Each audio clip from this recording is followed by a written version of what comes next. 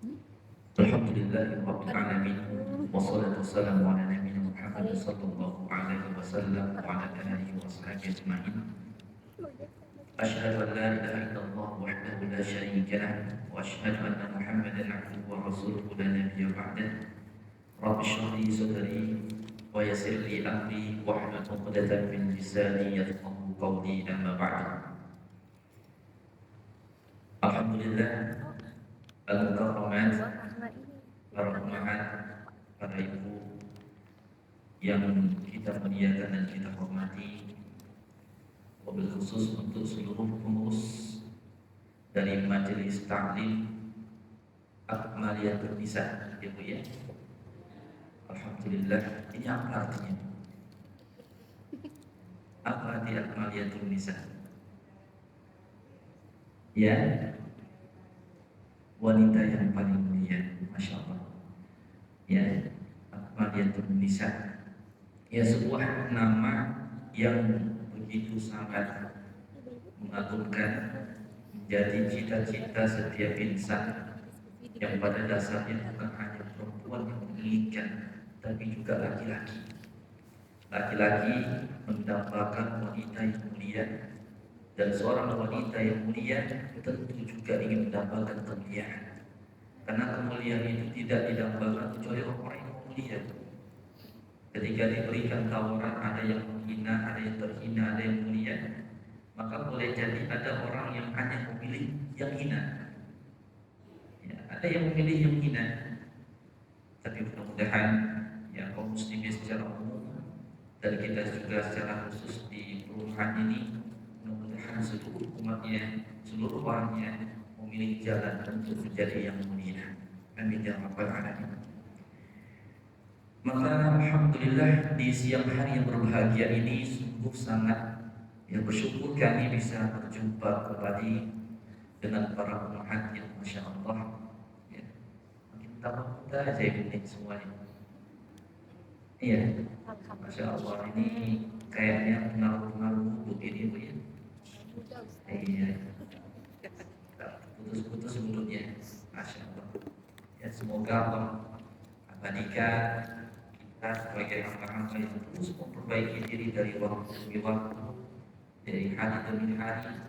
Dan oleh orang sebagian bahwa mereka menyatakan bertambahnya usia bertambah berat beramal, tapi sesungguhnya bertambahnya usia semakin semangat kita untuk beramal. Baik para ummahat yang dimuliakan oleh Allah Subhanahu wa taala, dalam kesempatan kajian kita yang kurang lebih berapa lama nih? 1 jam setengah, kurang lebih 1 jam ya. 60 menit. 60 menit itu ya. 60 menit itu banyak apa sedikit Bu? Sedikit ya, kurang itu kayaknya. Enggak ya, insya Allah ya. Pembahasan kita dalam waktu 60 menit ke depan ya kurang lebih 3.600 detik. Nah, ke depan kita akan membahas sebuah tema yang sebenarnya ini bukan tanda kutip tema kadaluarsa ya. Tapi ini adalah sebagai pengingat bagi kami yang duduk bersama para pemahat, para muda, untuk kita semua ya, yang lupa mudah-mudahan diingatkan kembali. Yang mudah ingat, alhamdulillah, bersyukur lagi kepada Allah Subhanahu wa taala, tingkatkan lagi kualitas daripada ibadah yang kita kerjakan. Baik, saya sebelum melanjutkan ini Ibu ingin izin tanya. Ibu lebih suka metodenya yang metode banyak mencatat atau metode mendengarkan? Atau dikombinasikan? Dikombinasikan. Karena kalau metode yang mencatat nih saya kasihkan poin-poinnya. Ya, kalau metode yang mendengarkan, nah kita dengarkan saja. Ya, itu nanti akan banyak dalil-dalil yang insya Allah kita keluarkan. Kalau metode yang mendengar, nanti kalau metode yang mendengar, ingin tak catat Ustaz cepat kali jelasinnya, gitu ya. Baik, insya Allah mudah-mudahan semoga Allah lancarkan ucapan ini tersampaikan dengan baik sampai ke hati kita, kemudian bisa kita amalkan dalam keseharian, bahkan bisa kita juga jadikan bekal untuk mengajar anak-anak kita, cucu-cucu kita, menantu-menantu kita, ya supaya mereka semakin baik berkualitas ibadahnya. Karena sungguh seorang muslim dia sangat mengkhawatirkan kalau dia telah tiada. Nih ceritanya maaf ya. Bicaranya ini kan kita calon mati semua ya Bu ya. Kita mengkhawatirkan kalau kita telah tiada, maka kita mengkhawatirkan anak-anak kita, anak cucu kita bagaimana agama mereka. Bu, saya sebelum bicara tentang masalah wudu, temanya kan wudu sesuai sunnah ya Bu ya. Ya, ini karena sifatnya min babil murojaah dari babnya mula-mula, insyaallah baru min babil Bu ya.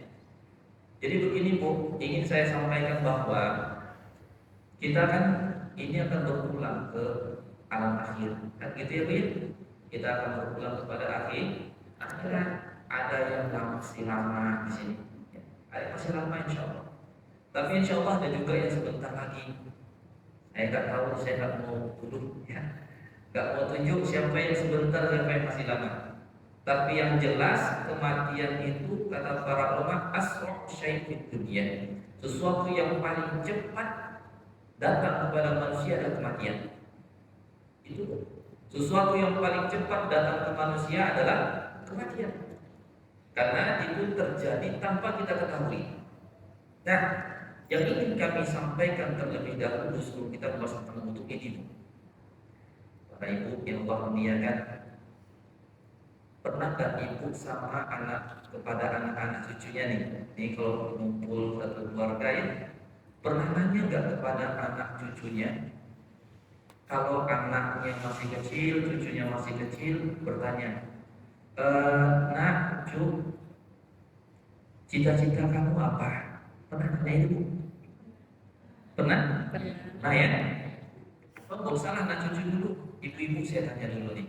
Ibu dulu waktu kecil punya cita-cita? Punya. Ya, sekarang masih punya cita-cita? Masih. Ya jujur, saya tanya ya, masih punya cita-cita nggak Bu? Masih. Yakin? Yakin. Betul. Baik, ini coba jawab. Waktu kecil dulu, apa cita-citanya Bu? Masih sama nggak cita-cita waktu kecil dulu sama sekarang? Enggak. Udah beda. Penasaran saya Bu. Sekarang Ibu simpel, tak boleh Bu, Ustaz. saya penasaran. Apa tuh cita-cita waktu kecil Bu? Pengen nggak jadi dokter? Udah jadi dokter. Jadi guru. Apa lagi cita-citanya? Jadi pengen jadi guru. Jadi guru. Jadi guru. Baik. Nah sekarang cita-cita sekarang apa nih? Masuk surga, Ustaz. Hah? Jadi ibu yang baik. Pengen apa?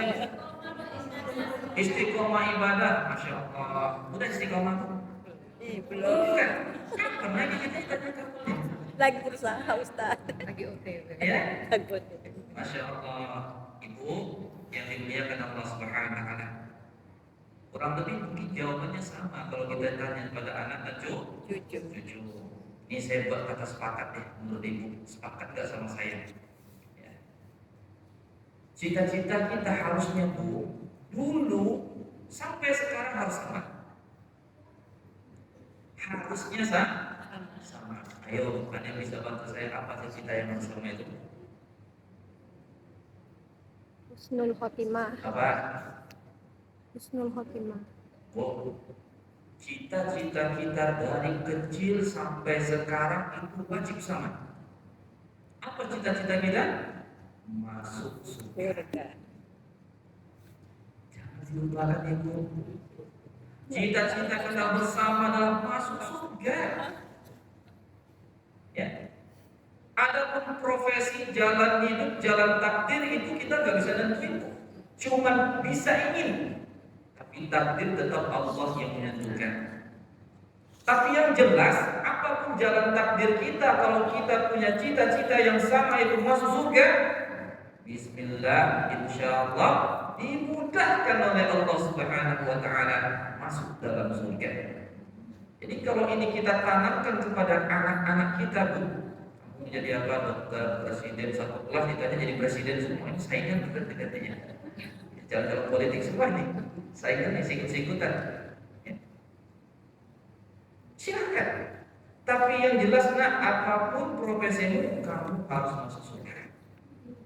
Maka dengan kamu menjadi dokter, kamu masuk surga. Dengan kamu menjadi guru, nak, jadikan itu wasilah kamu masuk surga.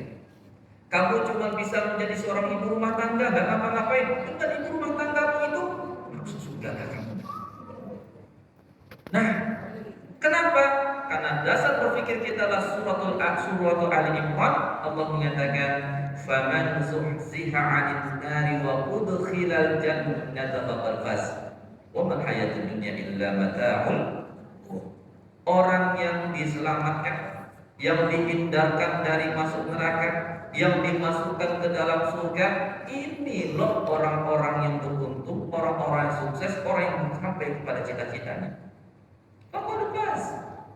Jadi barometer kita tuh enggak lagi standar dunia. Kalau standar dunia udah lewat itu, ya standar kita ini harus akhirat. Jangan dikatakan fisik kita sudah lemah, mata sudah rabun, telinga sudah tak mendengar, tak bisa, saya tak punya cita-cita. Justru semakin dekat dengan kita usia kematian, mohon maaf ya saya sebutnya bahasa gitu ya Bu ya, karena bertambahnya umur tentu kita nggak bisa memungkiri secara logika, secara apapun kita akan dekat dengan kematian. Maka justru orang yang mendekat kepada usia kematian seharusnya dia lebih mampu lagi untuk fokus kepada masuk surga. Jadi sungguh sangat gak normal kalau ada orang sudah sampai kepada usia menjelang kematian, justru dia semakin jauh daripada urusan surga. Ini para iman, para ibu yang akan jadi, saya ngajak di sini pulang dari ini kajian nanti. Ini saya tantang ibu masing-masing ini. Mau kan? Boleh kan? Ini dibilang tantangan ya, pas ya tantangannya. Saya ajak lah itu masing-masing. Mau kan diajak? Betul mau ya? Baik, begini ajakan yang pertama. Ini satu, ibu harus semua jujur sama diri sendiri. Orang itu akan bisa menjadi lebih baik kalau dia harus sadar dulu, bisa sadar dulu. Kenapa seorang penjahat bisa menjadi ringan hukumannya kalau dia mengaku? Karena dia bisa tahu apa yang harus diubahnya. Ya, kita akui kesadaran, kita sadari kekurangan diri, aib kita dan segala macam. Baik, saya mengajak satu, ibu yang dimuliakan Allah Subhanahu Wa Taala, ini nanti kita belajar tentang wudu, ya Bu ya. Ini kan kalau dipraktekin satu-satu kan lama ini Bu ya, tidak cukup sejam, ya.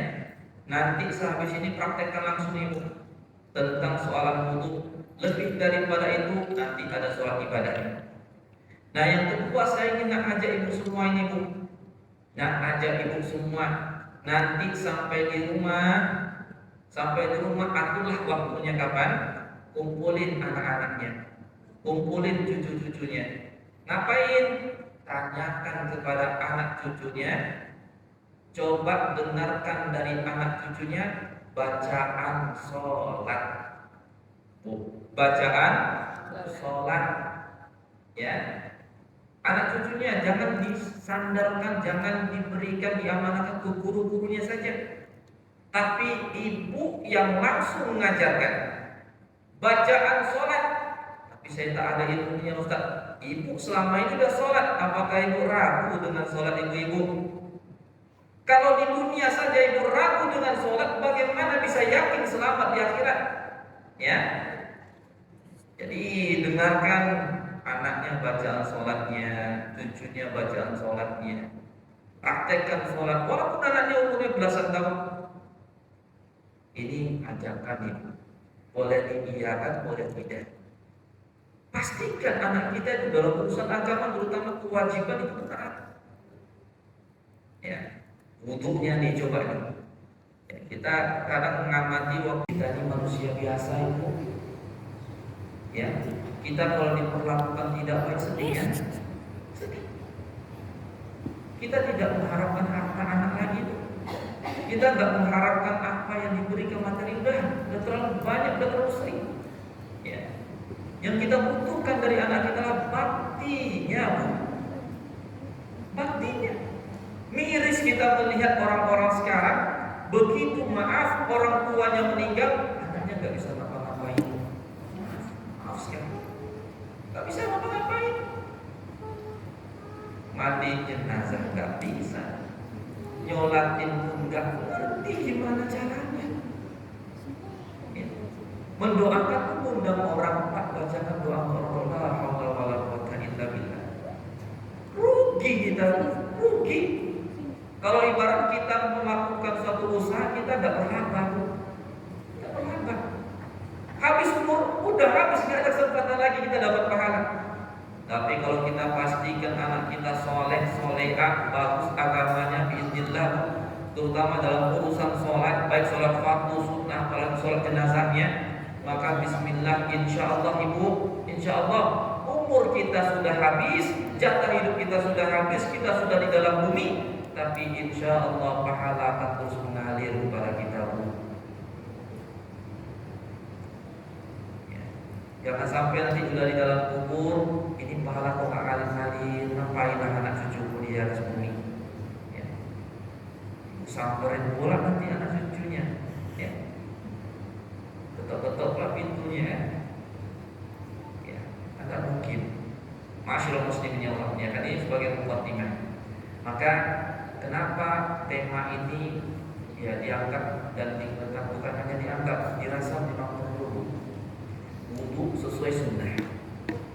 Apa itu kaitan wudu sama sunnah? Saya tanya ini, wudu itu amalan ibadah atau bukan? Ibadah atau bukan? Ibadah. Betul ibadah. Wudu itu amalan ibadah. Kemudian sunnah, apa itu sunnah ibu? Baik, saya tanya ya Bu ya, apa itu sunnah?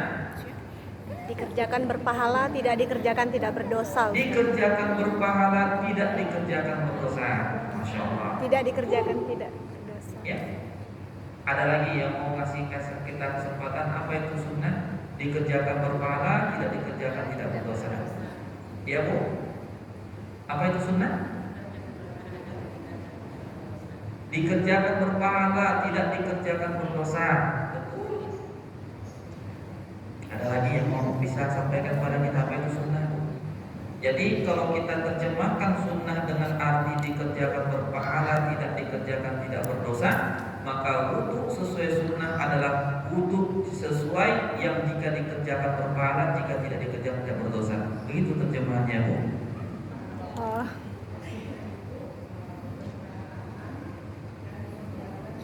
Rasulullah. Baik, sunnah itu perkataan dan perbuatan yang dicontohkan oleh Rasulullah SAW. Masya Allah ya. Jadi begini Bu, terima kasih ibu-ibu semua. Sunnah, bahasa sunnah itu di agama tiga artinya tiga. Secara dasar sunnah itu artinya dua. Satu jalan, yang kedua adalah yang dicintai. Itu arti kata sunnah. Saya ulangi itu ya. Sunnah adalah satu jalan, satu yang dicintai. Itu makna awal kata sunnah. Sementara kalau kita mendengar sunnah secara agama, maka kata sunnah itu ada tiga makna. Nah, ada tiga makna. Yang pertama, seperti yang dikatakan Bunda tadi, yang jikalau dikerjakan dapat pahala, tidak dikerjakan tidak apa-apa atau tidak dapat dosa. Ini sunnah, tapi sunnah dari sisi fikih, Bu. Jadi kalau berbicara tentang hukumnya apa nih? Oh, hukumnya sunnah.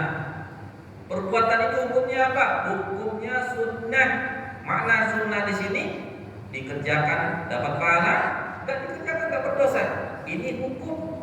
Maka perbuatan kita, perkataan kita, perilaku kita semua terikat dengan hukum. Nah, kalau kita berbicara hukum para bunda yang Allah muliakan, hukum kelima. Ada hukum yang namanya wajib, ada hukum yang namanya sunnah, ada hukum yang namanya haram, ada hukum yang namanya makruh, dan ada hukum yang namanya mubah, boleh. Ya Bu ya, ini hukum. Jadi kalau kita berbicara sholatnya saya begini, sunnah atau wajib atau hukumnya apa? Kalau bicara hukum berarti tidak keluar dari yang lima. Ya, sholat tahiyatul masjid ini hukumnya apa? Sunnah. Sholat subuh ini hukum apanya? Wajib. Jadi kalau ditanya tentang hukum, ibu bisa menjawab ini sunnah atau bukan sunnah. Paham sampai sini? Yang kedua, maksudnya adalah hadis. Hadis. Pedoman hidup orang Islam itu dua. Satu Al-Quran, yang kedua hadis Nabi. Nah, yang namanya hadis Nabi Shallallahu Alaihi Wasallam ini diistilahkan dengan sinonim sunnah. Ya. Jadi kalau kita berbicara ini sunnahnya apa, artinya adalah ini hadisnya apa. Nah, kalau berbicara tentang sunnah ini, maka sunnah ini terbagi dua. Ada sunnah yang sahih, ada sunnah yang tidak sahih. Ini berbicara tentang derajat ya sunnah. Maka kita mengikat diri kita dengan sunnah Nabi SAW, dengan hadis Nabi. Ya, ini sunnah. Kemudian yang ketiga, sunnah dalam arti kata adalah apa yang muncul dari Rasulullah, itu namanya sunnah. Jadi apapun itu, mau dia perbuatan harian, mau bentuknya ibadah, muamalah, apapun yang disandarkan kepada Rasulullah itu namanya sunnah. Jadi tidurnya Nabi itu disebut dengan sunnah. Nabi tidur, bagaimana tidurnya itu sunnah. Hukumnya apa? Nah, itu lain lagi cerita. Nabi sholat malam itu hukumnya sunnah. Maksudnya adalah itu adalah sunnah Nabi. Itu yang dilakukan oleh Nabi. Tapi hukumnya apa? Hukumnya sunnah, hukumnya wajib, hukumnya makruh, dan sebagainya. Bisa dipahami, Pak? Jadi yang kalau kita katakan wudu sesuai sunnah, maka artinya kita ringkasnya wudu sesuai tuntunan Rasulullah. Kenapa ini penting? Karena alasannya begini. Kata Rasulullah SAW, "Innakum lan tadillu abadan in tamassaktum bihima." Kalian tidak akan pernah tersesat selamanya kalau kalian berpegang teguh kepada dua perkara. Taraktu fikum amrayni in tamassaktum bihima falan tadillu abadan. Kutinggalkan pada kalian dua pusaka yang kalau kalian jadikan pegangan kalian tidak akan pernah tersesat, kata Rasulullah. Apa itu? Al-Quran dan sunnah hadis. Jadi Bu, ini mohon maaf, kita walaupun dengan segala macam keterbatasan kita, kalau arti ini tidak boleh dihilangkan dari cinta kepada sunnah. Ya, disebut kita dengan ahlu sunnah wal jamaah, artinya adalah kita adalah kelompok manusia yang mencintai, yang mengikuti sunnah Nabi SAW, cara hidupnya Nabi. Kurang lebih sunnah itu cara hidupnya Nabi. Ya, maka di antara sunnah cara hidupnya Nabi itu ada yang hukumnya wajib, ada hukumnya sunnah dan lain sebagainya. Ya Bu ya. Jadi sepakat nih kalau kita katakan wudu sesuai sunnah, maka wudu sesuai dengan tuntunan Rasulullah. Penyebab kedua, kenapa sesuai dengan tuntunan Rasulullah? Bukankah kita sudah selama ini berwudu? Tapi kalau kita mencukupkan diri dengan yang sudah-sudah saja, dalam arti kata kita tidak mau memperhatikan ini sudah benar atau belum, maka kita rugi, sangat rugi. Sebab kita menginginkan dari amal yang kita lakukan adalah diterima. Betul kan Bu? Kita maunya beramal itu diterima Bu. Sholat, apa yang kita harapkan dari sholat? Diterima. Baca Quran, apa yang kita harapkan? Diterima. Siapa yang menerima? Allah.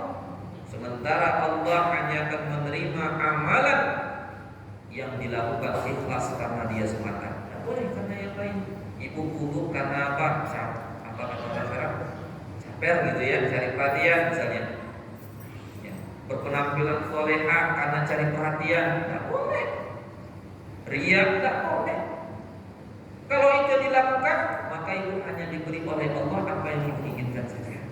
Ingin dipuji, dikasih sama Allah. Banyak orang yang puji dia, tapi Allahnya nggak dapat. Balasan dari Allahnya nggak dapat. Tapi kalau ibu balasannya dari Allah, itu yang ibu cari, dikasih sama Allah. Pujian dari manusia itu dapat, dan itu tidak merusak akhiratnya. Kemudian yang kedua, amalan kita itu akan diterima Allah kalau sesuai tuntunan SOP. Ya. Ini dalam aturan manusia kan ada SOP ya Bu ya. Siapa yang bekerja di sebuah kantor, di sebuah perusahaan, itu ada SOP-nya, Bu. Tidak boleh dilanggar. Melanggar SOP-nya walaupun niatnya baik. Wah, saya maksudnya begini, Pak. Enggak ada cerita. SOP-nya begini, kenapa kamu begitu? Tapi niat saya enggak diterima. SOP-nya ikuti. Kalau kamu mau berada di sini, ikuti SOP. Karena bagi perusahaan sudah melihat ini standar keselamatan kebaikan untuk perusahaan. Kan begitu. Kita yang datang hanya sekedar menyesuaikan diri dengan SOP-nya. Dalam hidup ini yang mengatur SOP kita siapa? Allah. Allah. Kalau kita mengikuti SOP-nya Allah, udah selamat tuh, aman. Dan tahukah kita tuh apa dasar dari SOP-nya aturan Allah untuk hidup kita? Adalah kemudahan. Innallaha yuridu bikumul yusra wa la yuridu bikumul usra. Allah itu menginginkan dari sebuah SOP itu kemudahan bagimu, bukan menginginkan dari SOP itu kesulitan bagimu. Maka ibadah ini aturannya. Ibadah ini aturannya. Muamalah ini aturannya. Bersikap pada orang tua ini aturannya. Bersikap ke suami ini aturannya. Ini kepada anak ini. Maka kalau kita cuma mengikuti standar itu gak akan ada kesulitan, mudah. Ajibnya lagi siapa yang mengikutinya? Allah janjikan di dalam Al-Quran, fala khaufun 'alaihim wa lahum yahzanun. Ingat, kita dalam Al-Quran Allah mengatakan begini. Saya agak panjang sedikit bukunya, nanti kita bahas. Allah katakan begini, innal ladzina qalu rabbuna Allah tsumma istaqamu fala khaufun 'alaihim wa lahum yahzanun. Sesungguhnya orang yang mengatakan Rabb kami adalah Allah, kemudian mereka istiqomah, pasti mereka tidak akan sedih, mereka tidak akan gelisah, tidak akan cemas. Ini janji Allah. Orang yang mengatakan yakin Tuhan kami Allah. Apa kata arti Rabb? Rabb itu yang ngatur. Kata Rabb, terjemahan Rabb di dalam bahasa Arab itu adalah yang menciptakan, yang mengatur hidup, yang ngasih kita makan minum, rezeki. Itu Allah. Siapa orang yang mengakui itu Allah, artinya di antara yang mengatur hidup, yang membuatkan SOP-nya, maka mereka akan mendapatkan sesuatu yang paling mahal, yaitu ketenangan hati. Tidak ada gunanya kita punya anak banyak, punya cucu banyak kalau kita tidak tenang. Tidak ada gunanya kita punya rumah di mana-mana kalau kita tidak tenang. Cemas terus untuk yang akan datang, sedih terus memikirkan yang masa lalu. Tapi Allah akan tidak berikan itu kepada mereka yang istiqomah dengan mengatakan Rabbuna Allah, Tuhan kami Allah. Artinya mereka istiqomah menjalankan SOP yang Allah tentukan. Maka penting kita upgrade lagi tentang ibadah kita, terutama yang wajib-wajib, sudah sesuai dengan SOP-nya Allah atau belum? Masyaallah muslimin yang Allah muliakan, dan alhamdulillah salah satu wasilahnya adalah duduknya kita di majelis taklim ini. Bersyukur kita ada orang-orang yang di sekitar kita yang memberikan perhatian dan bagi kita di majelis taklim Akmaliyatul Nisa ini jadi wasilah kita masuk surga. Duduk bersamanya kita di sini, insya Allah mendapatkan kebaikan dari Allah Taala. Walaupun yang disampaikan oleh ustadznya sesuatu yang sudah kita paham, walaupun yang disampaikan oleh itu juga, tapi masalahnya adalah Allah hanya akan memberikan keberkahan kepada mereka yang hadir. Ada yang bertanya, Ustaz, apakah sama ya orang yang duduk di majelis dengan orang yang mendapatkan ilmu lewat audio, ya lewat medsos ya, YouTube dan lain sebagainya? Tidak akan sama, Bu. Tidak akan sama. Ibu duduk di sini lalu ngantuk-ngantuk begini, itu pahalanya besar. Benar? Benar. Ibu di rumah hidup ini segala macam, ibu dapat ilmu, dapat. Tapi keberkahan dalam majelis nggak bisa ibu dapat. Sama dengan sholat. Di masjid sholat di masjid sama di rumah beda. Sholat di Masjidil Haram sama di sini beda. Keberkahannya itu Allah telah memuliakan tempat-tempat yang Dia muliakan. Allah telah memuliakan waktu-waktu yang telah Dia muliakan. Tinggal kita datang ke sini. Tapi jangan niat keras dan ingat orang datang ke majelis. Ya. Masyaallah muslimin yang Allah muliakan. Maka ini urgensi. Kenapa judul ini pakai wudhu sesuai sunnah? Dan sebenarnya bukan hanya perkara wudhu, tapi semua. Ini mumpung kita masih hidup, Bu, paling kurang niatkan asalkan ya Allah saya ingin tahu tentang ibadah sesuai sunnah Nabi atau tidak. Paling kurang itu dulu. Ya, setelah itu ikhtiar, ikut diskusi sama orang-orang, diskusi sama ustadz-ustadznya, dengarkan kajian, dengarkan segala macam ini. Tidak ada kehidupan yang paling indah kecuali menyesuaikan dengan SOP-nya Allah Ta'ala. Cinta dan dicintai pasti. Baik para umat yang Allah muliakan, karena waktu kita 1 jam sedikit lagi. Ya, baik kita bicara tentang wudu ini Bu. Ya, wudu. Saya nggak bicara banyak lebar tentang masalah fikihnya Bu, karena ya kalau kita banyak sekali ya Bu ya. Begini Bu, wudu itu secara bahasa artinya kan bersih, suci, itu wudu. Ya, bersih, suci, kemudian indah, kurang lebih begitulah wudu. Ya, sesuai dengan hadis-hadis Nabi Shallallahu Alaihi Wasallam, ada banyak sekali keutamaan tentang masalah wudu ini. Saya sampaikan di antaranya. Ya, itu yang pertama. Saya mulai dari urutannya dulu. Itu definisi wudu. Jadi orang yang subuh itu bisa dikatakan dia bersih. Orang yang ingin bersih berwudu kan? Ya, ingin bersih hatinya, ingin bersih fisiknya, berwudulah, berbanyak wudu. Kemudian yang kedua ada wudu secara istilah itu artinya menggunakan air. Jadi yang digunakan apa? Air yang mensucikan, bukan air sembarang air, tapi air yang mensucikan. Menggunakan air yang mensucikan pada anggota tubuh yang 4. Ya, pada anggota tubuh yang 4. Mana anggota tubuh yang 4? Yang pertama muka. Yang kedua Tangan sampai siku. Yang ketiga Kepala. Rambut. Yang keempat Kaki. Ya. Jadi yang dikatakan wudu itu adalah apa tadi?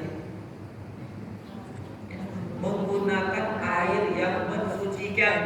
Jadi bicara air lagi Bu, air itu banyak macam-macamnya. Ya kita skip lah. Kita katakan air itu mensucikan kalau nggak ada najis. Ya. Air yang tak bernajis, air yang masih murni, jernih, tak bercampur dengan benda-benda lain itu masih bisa dipakai untuk berwudu. Menggunakan air yang mensucikan pada anggota tubuh yang 4. Hukumnya 4 nih, muka, tangan, kepala, kaki. Itu kalau ada Bu. Kalau nggak ada jangan diada-adakan. Ya. Mau cuci muka Ustaz, saya nggak ada tangan Ustaz misalnya. Ya, itu gimana? Ya berarti dia dapat rusuh nggak ada tangan. Ya, Ustaz saya mau wudu tapi kaki saya nggak ada. Ya udah dia dapat rusuh tidak ada kaki. Saya mau wudu Ustaz tapi nggak ada kepala Ustaz. Nah, itu diwuduin dia lagi wudu lagi. Ya, nah ini pada anggota yang 4. Kemudian lanjutannya adalah menurut tata cara tertentu. Wah ternyata ada tata caranya Bu, nggak sembarangan guyur pakai air gitu ya. Maksud nyempur langsung gitu aja siap wudu, enggak, ada tata caranya. Tata cara dalam syariat, yang mengatur tata cara siapa?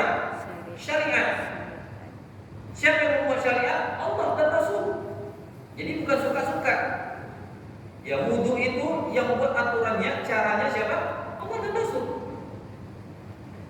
Dengan tata cara tertentu dalam syariat. Buat apa sih wudu? Dalam rangka beribadah kepada Allah. Jadi saya coba menyampaikan seperti itu supaya kita dapat garis besarnya. Kita ngapain sih wudu? Jadi wudu itu jangan bayangkan ada air keran kita ini aja kan, enggak gitu ya.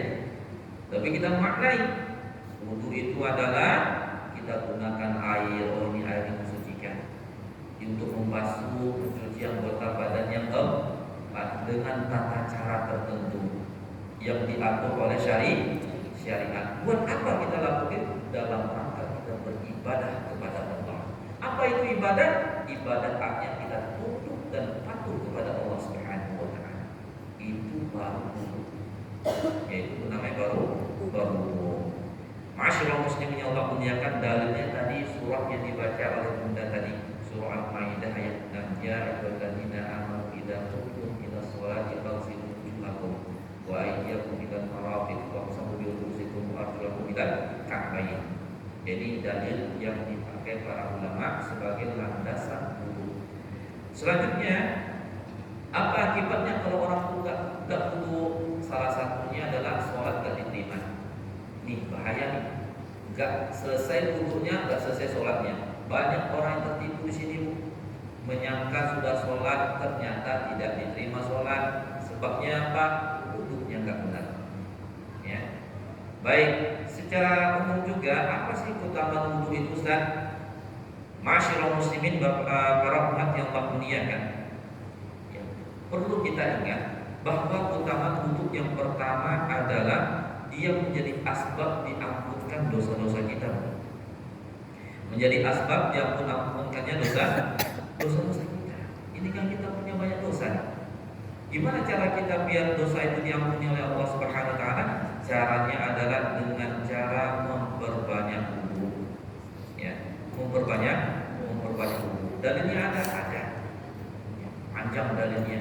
Kata Rasulullah, kalau ada seorang muslim, seorang hamba muslim, dia itu mengambil wudu, lalu dia mencuci wajahnya, ya, maka keluarlah dari wajahnya itu kotoran yang dari matanya dia melihat bersama air yang dia jatuh sampai kepada titik terakhir.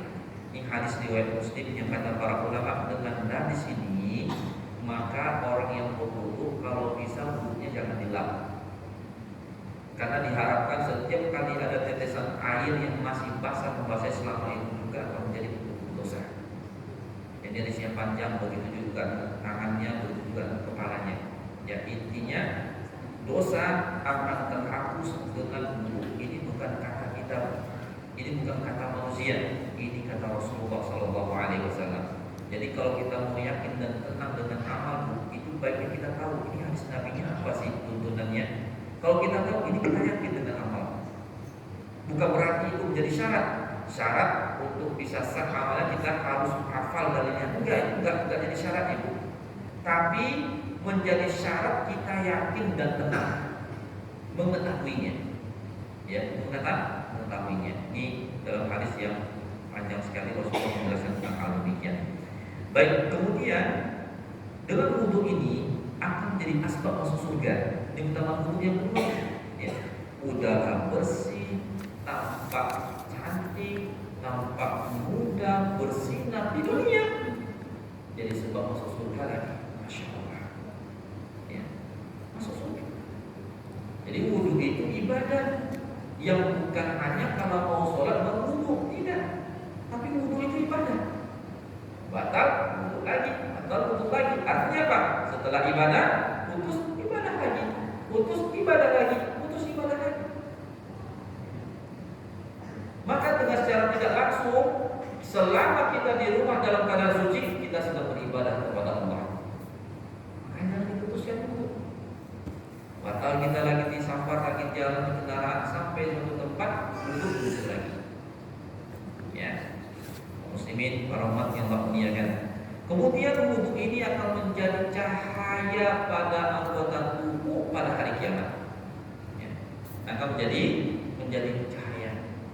Ini kalau kita bicara dengan tidak landasan iman, Bu, masa iya sih, gitu ya? Karena suatu itu belum terjadi. Tapi Rasulullah mengatakan muhajjalin, orang-orang yang bersinar. Siapa orang-orang bersinar itu?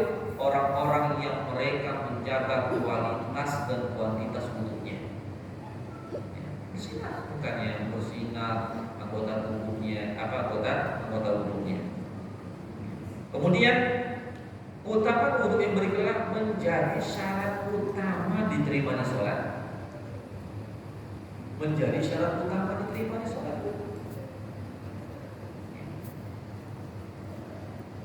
Maka kita koreksi lagi. Makanya ada seorang ulama mengatakan, andaikan saya tahu wudu saya diterima, sholat saya diterima, maka itu sudah cukup bagi saya. Artinya apa? Saya sudah tenang. Kenapa?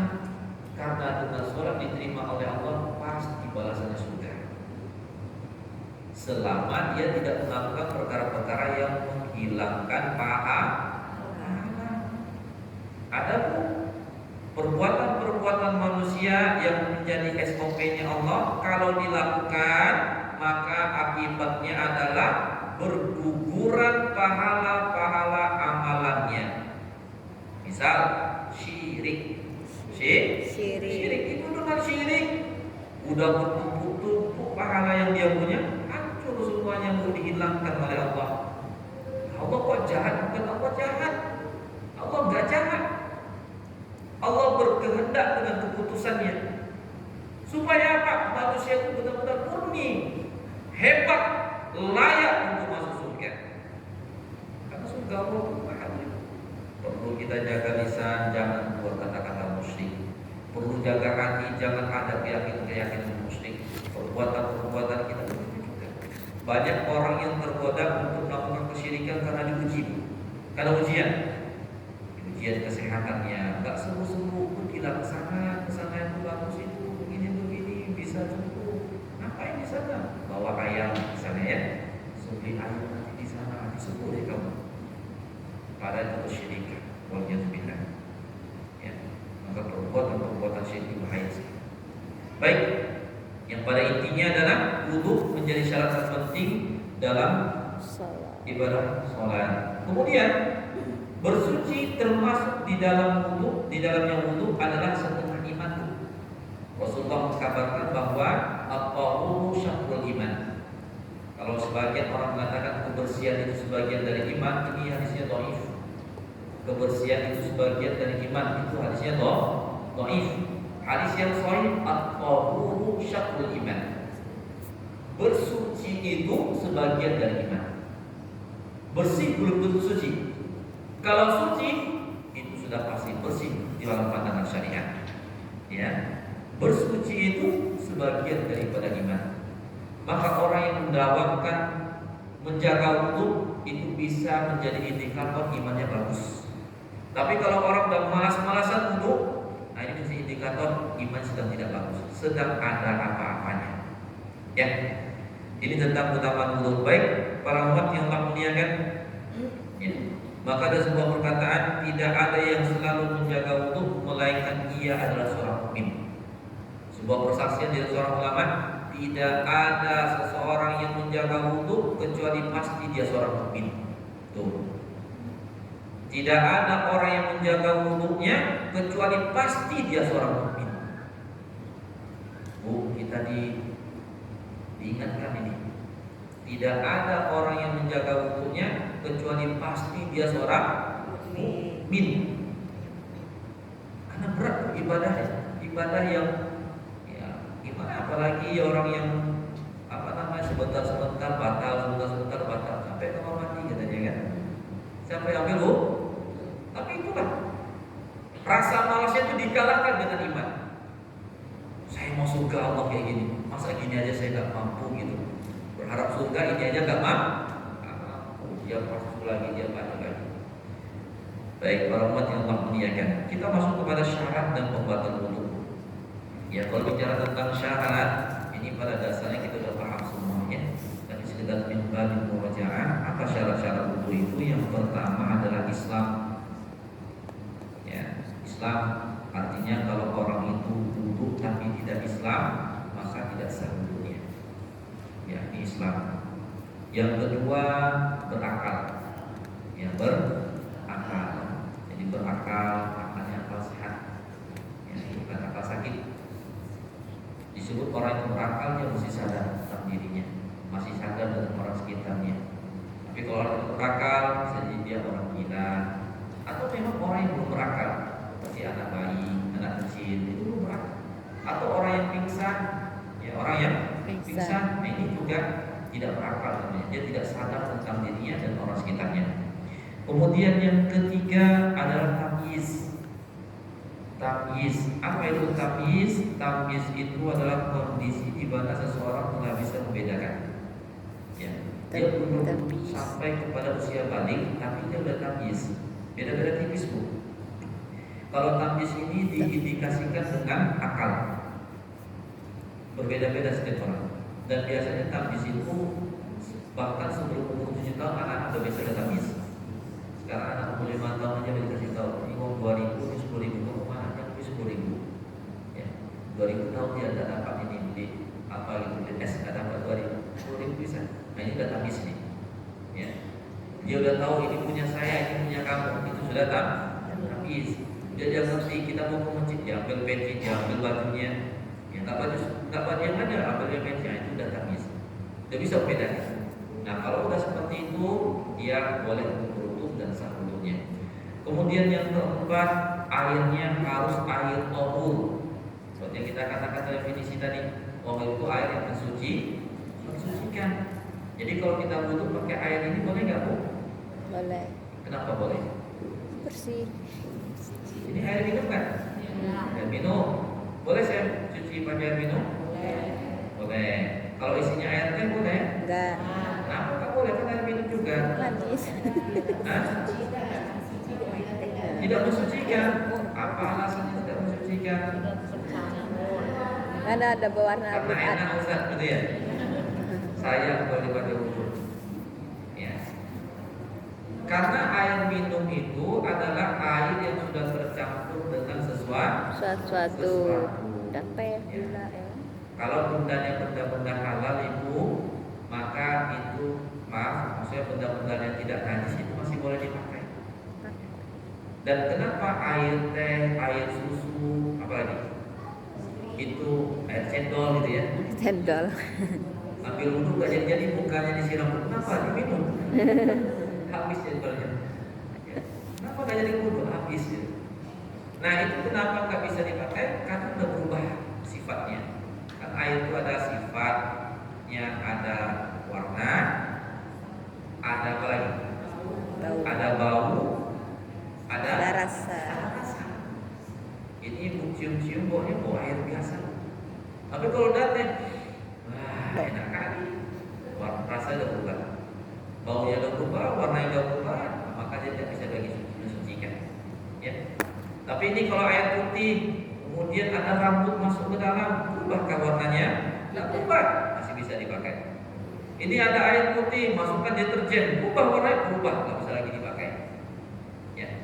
Tidak berubah tiga sifat ini, maka boleh dipakai. Kata para ulama minimal dua tidak berubah.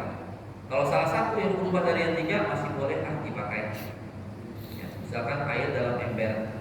Air dalam ember pas dibuka, warnanya udah hitam Ustaz. Mungkin karena ada lumut di bawah. Tapi pas diambil masih bening, warnanya masih tidak berubah. Kemudian pas diaromai tidak tidak bau, boleh dipakai. Walaupun nampak kalian sudah berubah. Ya, itu nama air yang mensucikan. Itu secara umum. Detailnya ada lagi. Baik, kemudian yang kelima adalah telah istinja. Ibu tahu arti istinja apa? Istinja itu adalah istilah dari bersuci dari najis.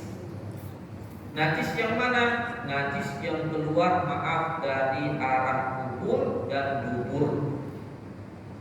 Ya, itu nama istinja. Dari najis kubur dan dubur. Kalau bersuci wudu itu dari hadas. Dari hadas. Ya, kalau hadas itu tidak selalu diterjemahkan sesuatu yang terlihat. Buang angin itu hadas. Dia tidak najis. Jadi kekeliruan termasuk kekeliruan orang wudu adalah dia bersih duburnya. Kenapa saya harus kentut kata dia? Oh, urusan kentut sama cuci dubur. Ya, karena kentut itu bukan najis. Kecuali kalau kentutnya yang keluar beda tuh. Ya. Orang angin aja juga pakai angin keluarnya. Ya. Warna-warnanya itu perlu dicuci. Ya. Tapi kalau cuma angin saja. Baik, para umat yang Allah muliakan, ya jadi telah istinja dari hadas. Ya, istinja dia dari hadas. Kalau dia misalkan dalam keadaan janabah, ya bersihkan dulu badannya, gitu ya. Bersihkan dulu, bersuci dulu. Ini syaratnya nih untuk wudu. Kemudian yang keenam syaratnya adalah terkena kulit. Air harus terkena kulit, tidak ada penghalang antara dirinya antara air dengan kulit tersebut. Ya, yang masih ada apa? Ini kutek ini Bu. Kutek menghalangi apa? Kuku atau kulit? Kuku, ya. Kalau kuku bagian yang wajib siram apa enggak?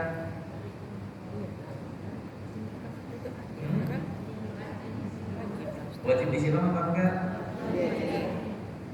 Wajib? Benar. Selama ini ibu gimana? Saya tanya dulu deh. Ini gimana nih? Hah? Wajib. Jadi kalau ibu potong kuku dulu sebelum wudu, kuku yang udah dipotong, atau kukunya masih setengah-setengah, tinggal satu gunting lagi masih gantung-gantung, ya. Baik, para umat yang Allah muliakan, kuku adalah bagian daripada tangan. Kuku masalahnya nggak wajib. Tulang tidak wajib terkena air wudu. Itu hukum asal. Ya. Yang menjadi wajib terkena air wudu adalah kulit. Kulit itu yang paling wajib. Bukan paling, itu yang wajib. Contoh kepala. Yang disiram itu kepala atau rambut? Kepala. Kalau orang botak gimana itu? Nggak ada rambut. Ada rambutnya sih, ada rambut katanya. Kepala. Kepala. Dan kepala itu kulit. Allah membahasakan buang sabu biru usiku. Ruus. Apa itu ruus? Kepala. Usap. Ruus bukan diterjemahkan dengan syakrun, rambut. Tidak. Cuman mayoritas orang punya rambut. Maka itu dipakaikan kepada rambut. Jadi itu hukum asal. Namun karena kuku ini terdapat bagian daripada tangan, maka dia menjadi wajib. Itu asal-muasal begitu. Sehingga kalau ada orang tak berkuku, ya boleh saja. Karena yang penting adalah wajibnya kulit. Nah, yang jadi masalah tuh begini Bu, kalau orang yang punya kukunya panjang. Memang ini kukunya tak wajib, tapi yang di dalam kukunya Wajib. kulit tuh. Iya. Jadi nggak apa-apa dong. Ada kukunya sampai segini. Boleh kan tadi udah bilang nggak boleh. Tapi kan Enggak, udah kena masuk. kulitnya. Nah, banyak yang terpedaya di sini. Maka Islam mengajarkan sekurang-kurangnya setiap pekan lah potong kukunya. Walaupun ibu-ibu tak sholat Jumat, ya ambillah sunnahnya hari Jumat potong kuku. Khawatir ini air tak masuk ke dalam. Kamis kemarin potong. Buktinya apa? Maaf, kita udah wudu gitu ya, coba digoreng-goreng begini, gitu ya. Udahlah kering, banyak warna-warninya gitu, itu nggak masuk. Ya. Maka seorang muslim memperhatikan sampai masalah kuku, ya Bu ya. Dan itu termasuk fitrah. Fitrah manusia itu adalah bersih anggota tubuhnya, yang bersih, bulu-bulunya bersih, ya kukunya bersih, rambutnya bersih, ya bahkan maaf dalam bahasa hadis sampai jahitan kemaluan yang bersih. Itu orang mukmin. Kenapa? Karena tubuhnya ini akan dihadapkan menghadap Allah. Di bawah dia akan menghadapkan dirinya, jiwa raganya kepada Allah. Itu fitrah. Maka Rasulullah menyebutkan itu sebagai fitrah al-masnunah, fitrah yang telah Allah tanamkan pada diri seorang mukmin. Mestinya, gitu ya. Jadi itu. Nah, intinya hal yang menghalangi sesuatu terkena kulit singkirkan selama tidak menimbulkan kotoran. Ya. Beda hal kalau menimbulkan kotoran, misalkan dia lagi sakit, ini luka bakar luar biasa ya, diperban, saya mau dibukakan dia, disiramin. Nah, ini jangan menimbulkan kotoran. Dia Kalau tidak ini kan enggak, bersih. kita ikut itu. Kalau hilang Baik, ini kita bicara secara umum dan normalnya. Baik, kita bicara jadi ada 6 ya. Ada Islam, berakal, tamyiz, kemudian ayat tahur, telah istinja dan terkena kulit. Pembatalnya apa? 1 murtad. Udah ambil wudu lalu murtad, itu masuk Islam lagi, sholat dia nggak sah sholatnya. Kenapa? Dikatakan mulu-mulu karena dia murtad. Ya. Maka murtad keluar dari Islam membatalkan ya ibadahnya. Kemudian yang kedua adalah gila, tidurnya nyampuk. Udah wudu, sudah kapan? Tadi jam berapa? Jam 1. Karena jam 1 lagi tidur. Ya. Terus saya wudu sambil nunggu sholat asar gitu ya. Nunggu di masjid. Baru 5 menit dan tidur. Gitu ya. Puas tidurnya. Oke Bang, begini-gini Bu ya. batal wudhunya karena hilang kesadaran.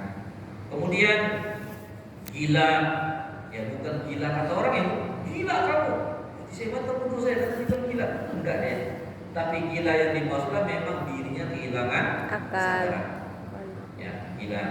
Kemudian pingsan, nah ini bisa membatalkan wudhu. Kemudian ada satu yang unik di dalam hadis Nabi Shallallahu Alaihi Wasallam, memakan daging membatalkan puasa. Membatalkan puasa. Batalkan wudhu.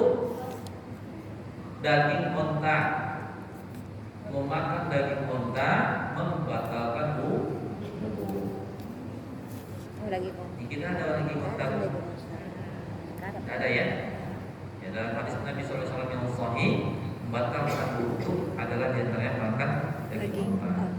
Kemudian berhadas besar, hadas kecil, menyentuh kemaluan dengan syahwat, menyentuh kemaluan dengan syahwat. Ada kata para ulama adalah dengan telapak tangan bagian.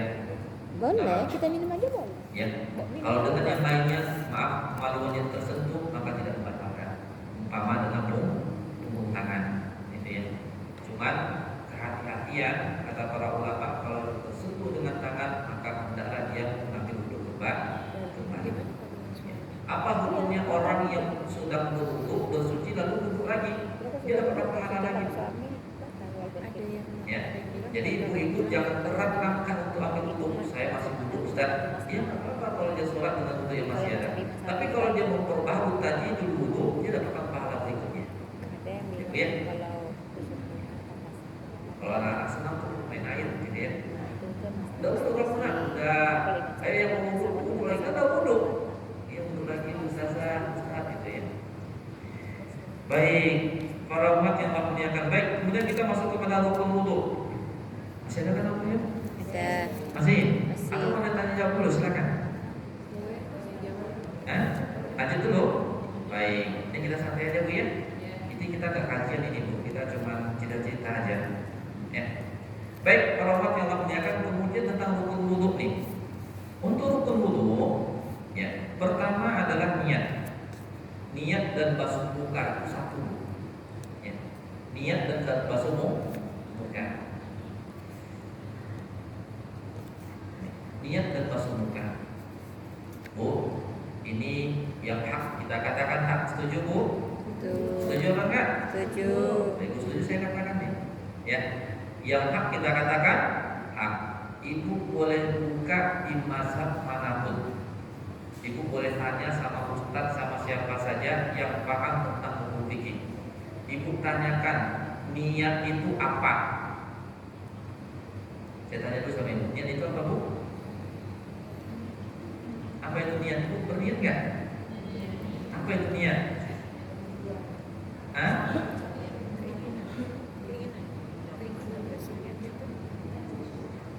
Baik, saya umumkan lagi. Niat itu amalan atau bukan? Saya tanya, Bu, niat itu amalan atau bukan? Amalan. Amalannya amalan mata atau amalan hidung? Hah? Amalan mata atau hidung? Hati. Sepakat itu hati? Sepakat ya? Baik, saya luruskan, saya tambah lagi. Amalan hati atau amalan lisan? Hati atau lisan? Ini saya tanya sama ibu dulu nih, kita nggak bicara dalil dulu. Hati atau lisan? Hati. Betul. Betul. Ya. Contoh. Ya, contoh. Tiba-tiba datang teman ibu ke rumah. Teman ibu ke rumah, kemudian dia tiba-tiba ngasih ngasih ibu uang. Ini uang apa? Gue kasih aja. Gitu ya. Yang ibu tanyakan ini uang apa? Kan gitu ya. Itu yang ibu tanyakan, ini uang apa itu apa? Nih, niat, maksud kamu apa ini? Tiba-tiba kasih saya uang, baru diutarakan. Berarti lisan. Jadi maksud itu dalam hati. Niat itu adalah amalan Hati. hati. Sepakat? Sepakat. Jadi kalau kita dihadapkan kepada dua hal, satu mengatakan saya berniat ini, tapi hatinya mengatakan tidak demikian, yang diterima yang mana Bu? Yang hati atau yang lisan? Hati. Yang Hati. Yang hati. Jadi niat itu adalah amalan hati. hati. Kalau ada orang yang tak bisa berbicara tapi dia bisa berniat. Dia tidak bisa berbicara tapi dia bisa Niat. berniat. Kenapa? Karena niat itu amalan hati. Ya, amalan hati. Jadi kalau niat itu adalah amalan hati, maka saat orang melakukan suatu aktivitas lalu dia berniat, itu sudah mencukupi niatnya. Ya. Maaf, saya pernah ketemu ada orang datang kepada saya. Ya, dia menyampaikan begini, Ustaz, saya nggak bisa sholat. Kenapa kamu nggak bisa sholat? Dia bilang apa pun, saya nggak hafal niatnya. Oh, saya nggak hafal nih. Ini aku sholli fardhu subhi rak'ataini. Apa lagi? Mustaqbilal qiblati adaan fardhon imaman makmuman lillahi ta'ala. Enggak hafal niat ini enggak sholat. Coba. Ya. Enggak hafal niat ini enggak sholat. Nantilah kalau saya hafal dulu niatnya baru saya sholat. La haula wala quwwata illa billah. Padahal niat itu di hati. Ibu keluar dari masjid ini nanti udah punya niat masing-masing. Ada yang mau pergi ke rumah kawannya, ada yang mau pergi ke rumahnya sendiri, ada yang mau pergi Indomaret, ada yang mau pergi ke sana sini. Ada niat. Ya, itu niat. Jadi rukun wudu itu sama juga niatnya dalam hati. Maka ketika itu sudah berada di suatu saat tempat yang ibu ambil wudu itu niat, saya berniat ambil wudu. Sudah cukup. Dalam hati. Lalu setelah itu apa? Ibu ambil wudu dengan membasuh mukanya secara sempurna. Mana muka itu bu? Muka itu batasnya dari tubuh rambut secara normal sampai dalam. Dari anak telinga apa namanya itu? Telinga kanan ini sampai sini itu lingkarnya. Jangan ujung-ujungnya aja dikasih bu. Ya, dulu ini enggak, tapi keseluruhannya. Ya, keseluruhannya. Kemudian Ustaz, rambut saya tumbuhnya di sini Ustaz. Gitu ya. Rambut saya tumbuhnya di sini ada satu kayak upin-ipin gitu. Ini siram dari sini. Enggak. Normal. Walaupun rambutnya kayak upin-ipin, tumbuhnya cuma satu di atas, wudunya cuma di sini aja. Ya, batasan wajah. Basuh itu. Kemudian basuh tangan sampai siku. Siku itu yang mana, Bu? Ini ya. Maaf ya, saya buka sedikit ya. Ini siku. Benar ya? Maka yang dimaksud dengan siku bukan ini, tapi keseluruhan siku. Siku itu ini semuanya. Jadi kalau ada orang cuma sampai sini, ininya nggak basah, itu belum sempurna sikunya. Makanya disunnahkan dalam mazhab manapun. Ini bicara sunnah artinya adalah sangat dianjurkan. Sunnahnya adalah membasuh sampai siku lewat. Jadi kalau pergelangan tangan kita begini dilipat, maka sampai sini kalau lebih cepat. Tempat ini lipatan air. Pastikan air terbasahkan semuanya. Baik yang lipatan dalam ataupun yang bagian luar. Basahkan seluruhnya. Ada orang yang begitu cuma begini saja, gitu ya. Kemudian berkenan dengan caranya bagaimana? Kalau kita menggunakan air keran umpamanya, mana yang lebih afdol? Kita mulai dari atas atau dari bawah? Kita mulai dari ujung jari atau kita ginikan? Dari ujung jari. Ujung jari. Ya, ujung Jari. Dan ingat Ibu, dari keempat anggota wajib wudu tadi ada muka, Tangan sampai siku, tangan, kepala, ada kaki. berkenan dengan airnya ada perbedaan. Untuk muka, untuk tangan, untuk kaki itu sama airnya. Sementara untuk kepala beda airnya. Maksudnya bagaimana Ustaz? Kalau untuk muka, tangan, dan kaki itu wajib dengan air yang mengalir. Apa maksud dengan air yang mengalir? Air yang dikumpulkan. Air yang dikumpulkan. Misalkan kita langsung begini.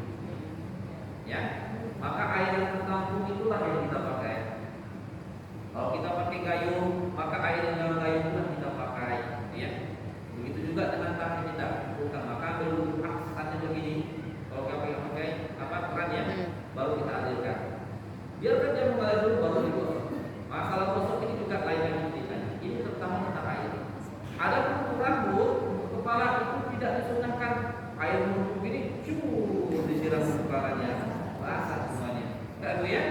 Tapi kalau untuk kepala khusus airnya begini boleh dibuang. Buang. Maka apa yang menempel pada tangan itulah yang disebut dengan basuhan kepala.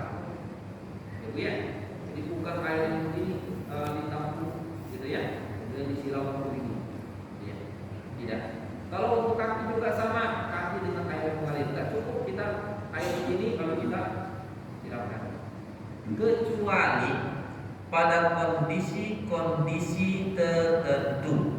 Semisal ketika kita safar menggunakan air yang sedikit. Ya. Ibu pernah safar kemudian dalam safar itu wudhu dengan air 1 gelas air aqua? Pernah coba? Itu udah lengkap semuanya, udah mukanya, udah kepalanya, udah tangan kakinya dengan satu air dengan satu aqua kecil, aqua gelas. Bahkan bisa minum juga, sempat minum. Bisa dipraktekkan. Tapi yang pada intinya adalah ketika dia saat untuk membasuh muka, ya kita makannya ya. Kita tuangkan sedikit, ada air mengumpul di sini, maka air mengumpul ini kita beginikan, ulang. Itu sudah sama dengan cara suruh dengan ya. Air mengumpul di sini, tuangkan saja ini airnya cuma, kemudian kita siramkan tangan, pastikan rata semua. Ya. Maka di antara sunnah Nabi SAW adalah menyedikitkan air dalam mulut, tidak boros. Ya. Yang diterjemahkan batu bukan dengan satu tangan tutup. Kita ambil sini, sini air yang tidak tumpah, ambil tidak berserak, tidak menempel gitu ya. Nah air yang sini juga kita masukkan. Masuk lagi yang ini. Maka sangat merugi orang yang kalau dalam safarnya tidak mau sholat, tidak bisa sholat, kenapa? Tidak bisa duduk. Salah. Baik di dalam pesawat, apalagi misalkan berangkat cerita pergi tapi tidak sholat, ada yang pergi duduk. Ya. Tapi alhamdulillah saya beberapa kali bawa jamaah pergi umroh, ya alhamdulillah betul-betul diperhatikan sholat ini. Ya. Karena tidak semua pesawat itu menyediakan air yang cukup. Bayangkan kalau 400 orang sholat kemudian wudhu semua kamar mandi, ya nggak bisa, ya sangat sulit sekali. Ya. Mohon doa izin insya Allah nanti tanggal 24 berangkat lagi. Ya, kita bawa 200 jemaah. Ya, insya Allah tanggal 24 ini kita berangkat. Jadi dalam safar kita ambil wudhunya betul-betul diperhatikan. Itu bisa. Yang penting adalah kalau untuk muka air yang menampung. Untuk tangan air yang menampung, kaki juga air yang menampung. Tapi kalau untuk kepala nggak apa-apa air yang basah, mablul namanya. Kita silakan. Bisa ya? Baik, ini rukun untuk basuh tangan sama tadi. Ya, kemudian mengusap kepala, maka bahasa mengusap. Kalau bahasa Al-Quran famsahu. Kalau yang tiga lain faksilu bahasa Al-Qurannya. Iksil itu cuci dengan air yang menumpuk. Kalau imsah itu membasuh ada dengan air yang basah. Saja bedanya. Kemudian kaki juga sama, gosok mencuci kaki, tertib dan mualah. Jadi saya ulang lagi, yang pertama niat basuh muka, niat dan basuh muka. Yang kedua basuh tangan. Yang ketiga Usap kepala. Basuh kepala. Yang usap kepala. Yang keempat basuh kaki. Ya, mencuci kakinya. Yang kelima tertib. Tertib itu artinya urut, jangan dibalik-balik. Dan mualah apa itu mualah? Berkesinambungan. Ya. Dan mazhab beda-beda dalam penetapannya. Namun yang paling wajib adalah selama tidak kering. Selama tidak kering. Umpamanya ibu lagi basuh muka di kamar mandi sini, wah ternyata airnya macet. Ibu pindah ke kamar mandi sebelah atau tempat duduk sebelah. Sesampai tempat wudhu sebelah, apakah harus ulang lagi? Jawabannya tidak. Ibu lanjutkan lagi. Ya, lanjutkan. Ya, boleh. Baik. Nah, tentang tata cara perawat yang Allah muliakan ini ringkas saja. Yang pertama adalah niat di dalam hati dan tidak perlu diucapkan. Niatnya dalam hati tidak perlu diucapkan. SOP-nya begitu. Kemudian mengucapkan bismillah tuh. Ini bayangkan itu tempat duduk masing-masingnya. Ibu dan tempat duduk, kemudian niat Apa niatnya Ustaz? Saya mau wudu. Ya, niat untuk wudu seperti niat seperti yang lain. Niat saya wudu. Ya. Dan wudu namanya amal ibadah. Amal ibadah dia untuk apa? Untuk Allah. Bukan begitu. Kemudian baca bismillah. Tidak disunahkan bacanya bismillahirrahmanirrahim. Tapi bismillah. Bismillah, bukan bismillahirrahmanirrahim. Wah, Ustaz itu lebih lengkap, lebih afdal. Itulah SOP namanya. Ya. Tidak bukan berbuat itu bukan prasangka. Berbuat itu bukan rasanya, tapi apa adanya. Bismillah. Kemudian mencuci kedua telapak tangan. Ini kita bicara tentang praktek. Jadi yang jelas ibu sudah paham 4 anggota badan tadi tidak boleh tidak. Tapi kalau kita bawa kepada praktek, maka di luar yang 4 tadi hukumnya sunnah. Begitu ya Bu ya. Jadi kita nggak bacakan yang sunnahnya apa aja Ustaz, enggak, langsung praktek. Yang kedua, yang berikutnya tadi yang pertama berniat dalam hati tak perlu diucapkan, kemudian baca bismillah. Kemudian yang ketiga, mencuci kedua telapak tangan sebanyak 3 kali. Berarti ini wajib atau sunnah? Sunnah. Ya Bu ya, saya ulangi. Kalau bukan yang 4 anggota badan tadi berarti hukumnya sunnah. Nah, tapi ini bagian daripada kesempurnaan wudu. Ya. Jadi basuh tangan 3 kali.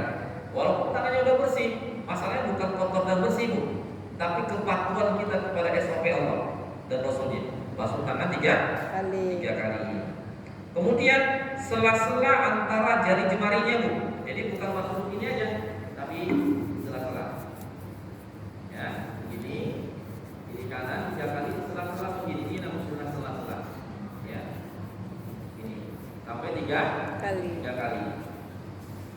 Baik, kemudian yang keempat berkumur, matmadah. Berkumur, kemudian istinsyak dengan telapak tangan kanan, lalu istinsar dengan telapak tangan kiri. Hal ini dilakukan 3 kali. Matmadah. Oh itu matmadah itu berkumur. Jadi kalau kita ada tangan kanan dan kiri, maka yang utama itu dalam hal ini adalah menggunakan tangan kanan. Masukkan air. 1, 2, 3. Kemudian ada kedua adalah istinsyak, minum air. Itu kalau cuci hidung biasa gimana? Ini aja ya. Ya. Yang dimaksud dengan istinsyak itu menghirup air dulu. Bisa. Makanya Rasulullah mengatakan bersungguh-sungguhlah kamu dalam istinsyak kecuali ketika lagi puasa. Kalau puasa hati-hati karena dikatakan air itu masuk dalam kerongkongan. Iya. Bisa luar biasa kalau tak biasa. Ya. Kalau itu minumnya terlalu kuat ya Bu. Sampai kemari, sampai pusing kita. Iya sampai. Tapi cukup sederhana. Masuk air kemari, digosok-gosok baru pakai tangan kiri. 3 kali. Ini namanya istinsyak. Ini namanya istinsar. Begitu.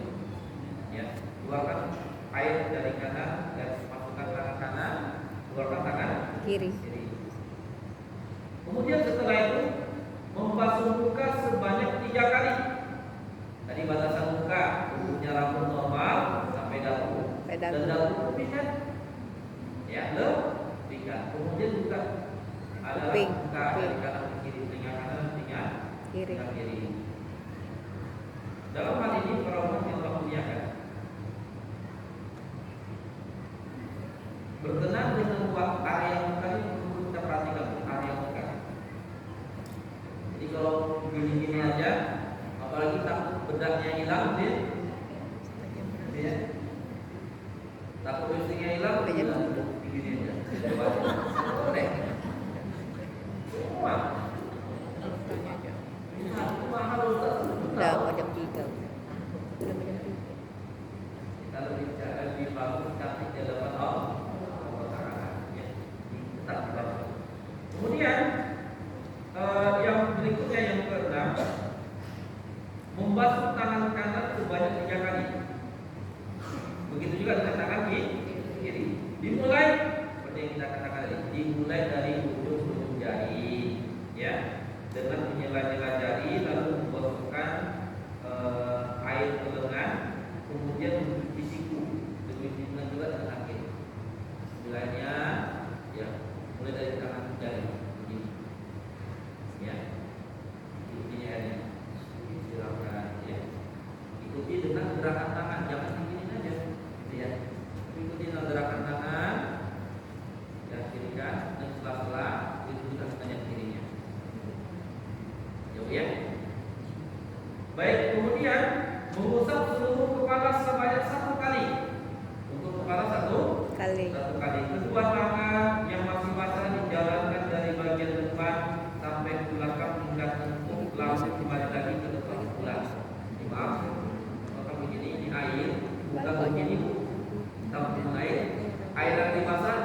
berkuah, kemudian besar.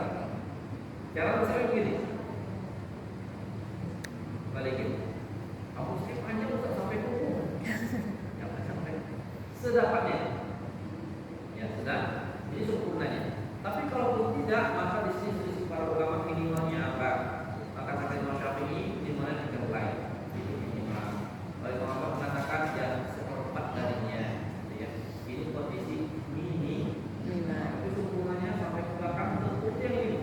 Jadi dari belakang ini balikin lagi. Satu Kali. kali. Tiga kali. Kemudian memasuk telinga, yaitu dengan memasukkan kedua jari tunjuk ke dalam telinga, kedua ibu jari bagian luar. Ini air pasir tadi begini. Adapun berkenaan dengan airnya, apakah air baru atau air kepala tadi, maka itu berbeda pendapat ulama. Ya, maka cuma mengatakanlah dengan air yang sama, yaitu air dari kepala. Jadi modelnya begini. Ini basah, balik kembali langsung begini. Ya, basah, mari langsung begini. Nah itu. Kemudian dalam hal ini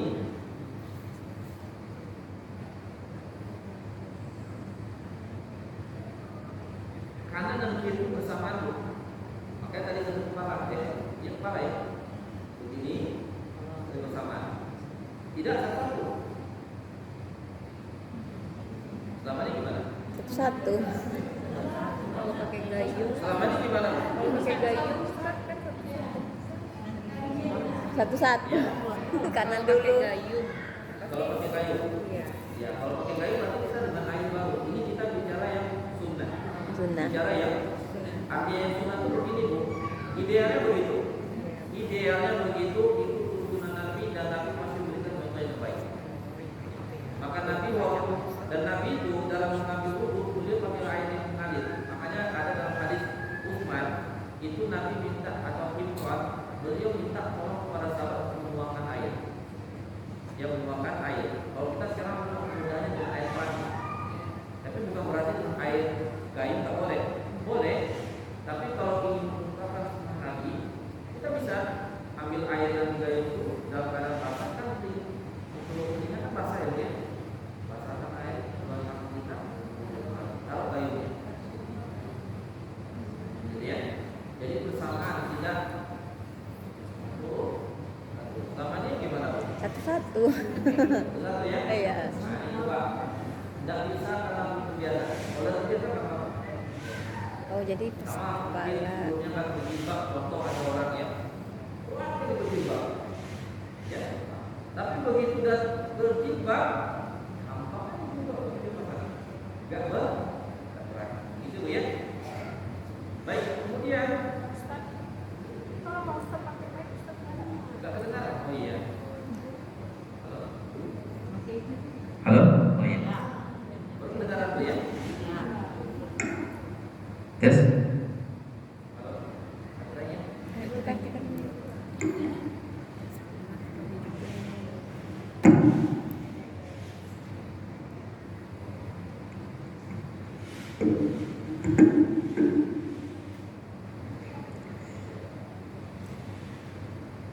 Baik, selanjutnya tadi udah sampai kepala dan telinga. Ya. Selanjutnya membasuh kaki kanan sebanyak tiga Kali. kali. Ya, membasuh kaki kanan sebanyak 3 kali dari ujung jari ke mata kaki dengan cara mencuci mata kaki dan menyela-nyela jari jemari. Kakinya sampai mata kaki. Dulu saya belajar dulu ya, itu diajarkan cuci kaki itu sampai lutut. Saya praktek sampai lutut. Ya. Ternyata tidak mempraktekkan siapa kaki itu sampai mata kaki. Lebihkan. Ya jangan hanya mata kakinya aja. Dan banyak orang hukum di sini. Ya, dia satu pengkal itu mata kaki kita misalkan pegang jari tangan kita, maka di bawah itu semua harus kena air. Ada orang berwudu di balik mata kakinya tidak tersiram. Ini bisa terjadi kenapa? Karena tidak digosok. Makanya harusnya digosok kaki. Ya. digosok, kemudian ya alhamdulillah sekarang ada kemudahan, ada tempat untuk yang duduk gitu ya, itu untuk memudahkan bagi yang sulit untuk mengangkat satu kakinya, duduk gitu ya, gosokkan kakinya. Selak jari-jarinya. Nah, yang kukunya panjang perhatikan, yang kukunya panjang perhatikan potong kukunya, biar airnya meresap masuk ke dalam semua kulit.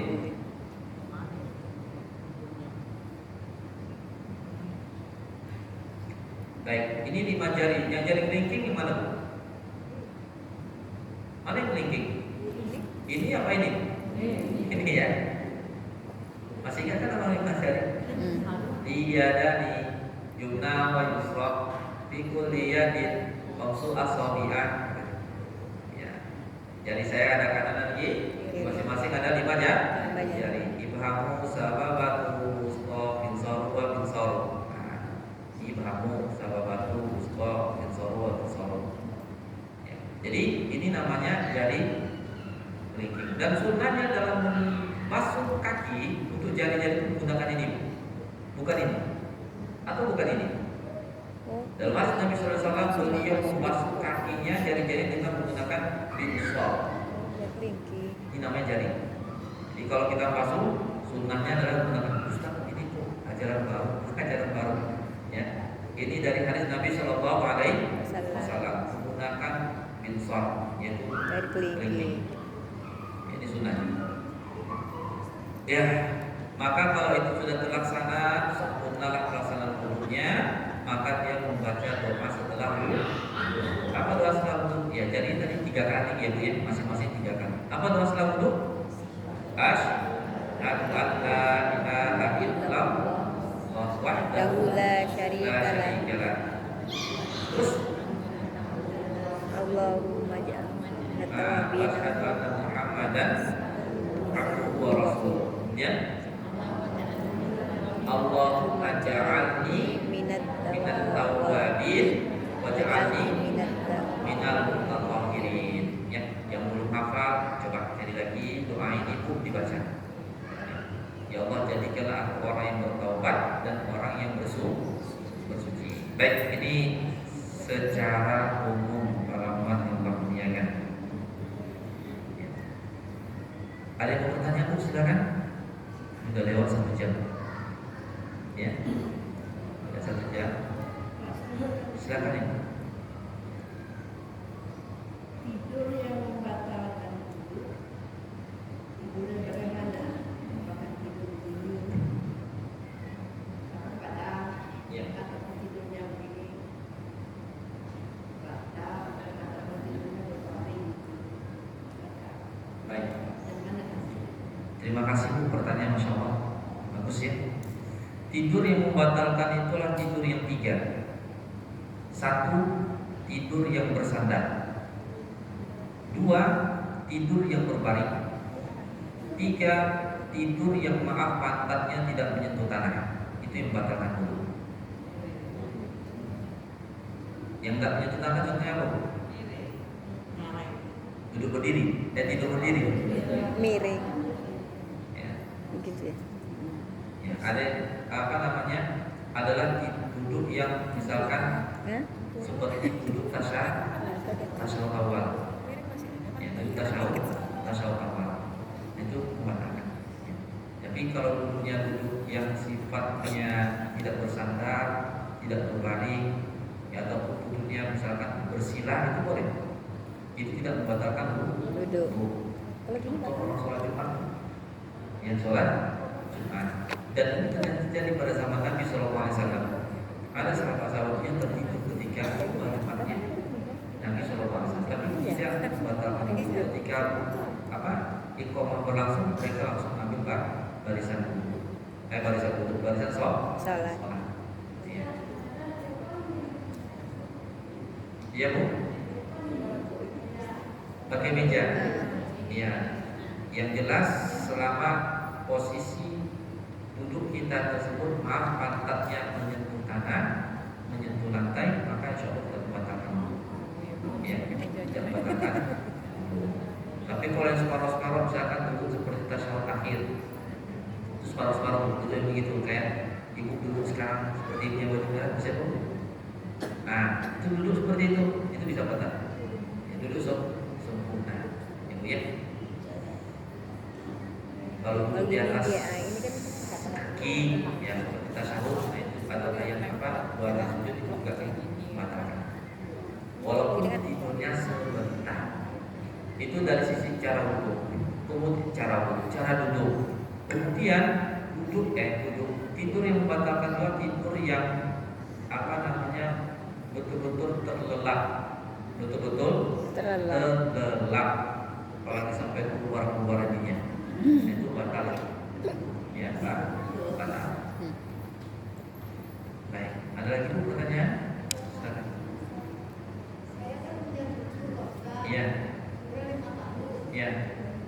Dia pernah bertanya ke saya, Nek, kenapa kalau ambil buku harus 3 kali cucinya? Tapi saya jawab sama dia, karena dia tak paham mungkin. Saya juga nggak Pertanyaan paham. kuncinya apa? Kenapa? kenapa wudhunya 3 kali? Harus 3 kali. Oh gitu. Kenapa berwudunya harus tiga Kali. kali? Nggak bisa menjelaskannya, gimana? Oh gitu. Kalau aku 5 tahun kita harus beli apa? Baik. Ya Jangan karena yang gratis. pertanyaan anak 5 tahun ya Bu ya. Kalau kita katakan hadis dalam hadis Muslim gini-gini itu Kan belum siapa paham. itu Muslim nanti kan. Ya. Tapi kita bisa menyampaikannya dengan cara begini Bu. Nah kalau 3 kali itu lebih bersih. Nabi ngajarin kita dengan cara yang terbaik. Nabi ngajarkan 3 kali. Jadi anak kalau misalkan kita mau baik bagus wudhunya ikuti cara Nabi wudhu. Nabinya 3 kali. Karena itu lebih bagus daripada 1 kali. Ya, dengan nangis. Kenapa enggak 4 kali 5 nanti kebanyakan akhirnya untuk yang lain kan? Karena aku tahu. Tapi kita dapat nilainya, kita dapat menanamkan padanya mencintai Rasulullah. Oh, itu tengok Nabi ya. Nah, nanti jangan kiaskan ke analogikan kepada kita. Ya. Baik. Kita lanjutkan apa kita cukupkan? Iya, silakan. Sebentar ya, gimana Bu?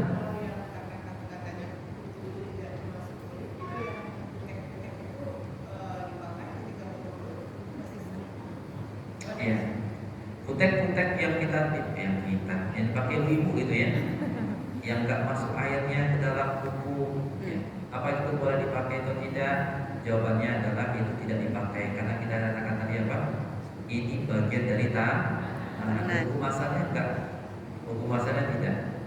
Ya, tapi karena dia bagian dari tangan maka harus juga terkena air, gitu ya, terkena air. Yang wajib itu kita katakan di awalnya adalah kulit. Terus Ustaz, ini yang kan kutek itu kan tulang. Kuku ini kan tulang, bukan kulit, gitu ya. Berarti boleh dong. Kuku memang bukan kulit, tapi dia adalah tangan. Nah, di situ soalnya. Karena dia bagian dari Tangan. Ya, maka itu yang kena siram atau basuh daripada air. Baik, tadi silakan.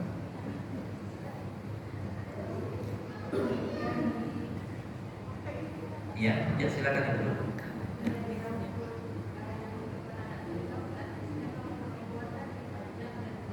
Maaf, saya belum dengar. Kadang amik. Iya. Hukum dari rambut yang di depan anak telinga, Ustaz. Biasanya kalau perempuan kan dia memanjang dan biasanya kita rambut belakang. Itu untuk membasuh, dia kan kita pernah wajah atau gimana, Ustaz? Rambut yang Rambut yang di depan anak telinga. Kayak jambang itu kan, jambang kalau cewek di ke belakang kan. Boleh bantu? Maaf, saya belum mendengar, belum paham. Rambut yang di depan anak telinga, Ustaz. Rambut yang menutupi